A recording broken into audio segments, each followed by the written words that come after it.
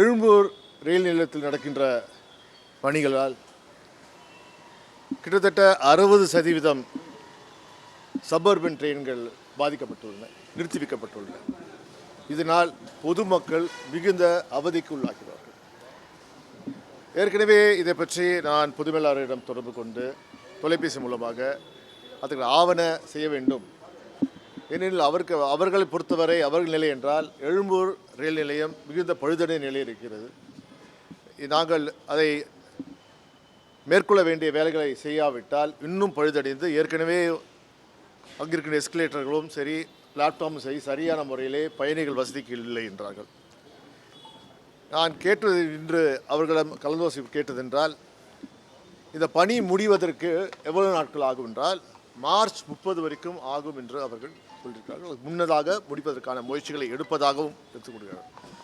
சரி, அதுவரை பொதுமக்களுக்கு அவதி ஏற்படாமல் குறிப்பாக தாம்பரத்திலிருந்து பீச்சுக்கு செல்கின்ற வழிகளிலே 60% குறைக்கப்பட்ட எலக்ட்ரிக் ட்ரெயின்களை அதிகப்படுத்த வேண்டும். அதற்கான முயற்சிகளை திங்கட்கிழமை வரை எடுத்து உள்ளதாகவும் இன்று முதல் பார்த்தீங்கன்றால் கிட்டத்தட்ட 12 பஸ்ஸுகளை தாம்பரத்திலிருந்து பீச்சுக்கு சிறப்பான முறையிலே காலையிலும் மாலையிலும் பீக் இங்கே இருபுறமும் செய்வதாகவும் இருக்கிறார்கள். அதே போல் பார்த்தீங்கன்றால் அதிகமான ட்ரெயின்களை சில ட்ரெயின்களை ஏனென்றால் அது காலையிலே பார்த்தீங்கன்றால் அது அவசர சொல்வது எக்ஸ்பிரஸ் ட்ரெயின் ட்ராக்கு வந்து ஃப்ரீயாக இருக்குது. அதில் சபர்பன் ட்ரெயினை விட்டு முடிந்த அளவுக்கு காலை இந்த பீக் அவர் டிராஃபிக்கை நாங்கள் சரி செய்கிறோம்.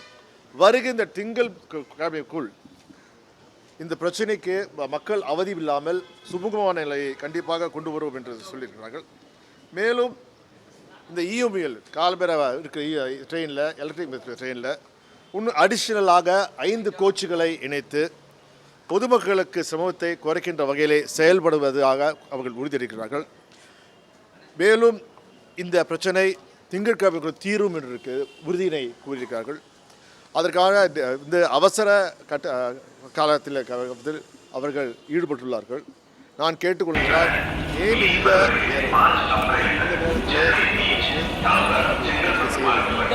சற்று படிப்படியாக ஒரே சமயத்தில் மொத்தமாக மோசமான நிலையில் வேறு வழி என்று இதை செய்கிறார்கள். எனினும் இதை தினமும் கண்காணித்து பொதுமக்களுக்கு எந்தவித பாதிப்பு இல்லாமல் செய்வது உறுதியில் இருக்கிறார்கள். அந்த உறுதியை நாம் அளிக்க வேண்டும். அவர்களை பார்த்து 2-3 நாட்கள் மீண்டும் நம்ம ஆய்வு செய்து மேலும் இந்த பிரச்சனை தீராவிட்டால் மீண்டும் அடுத்த கட்டமாக ரயில்வே துறை அமைச்சருக்கு இதை நாங்கள் எடுத்து சொல்லலாம் என்று இருக்கிறோம்.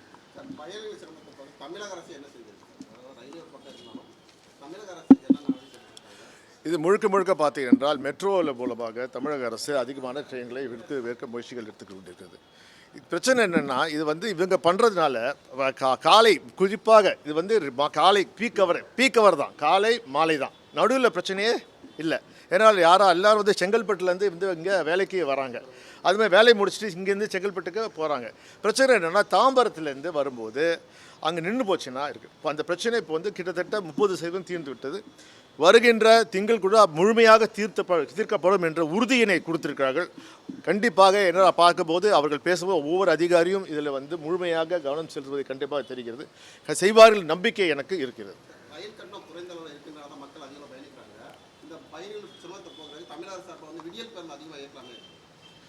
பஸ் இல்லை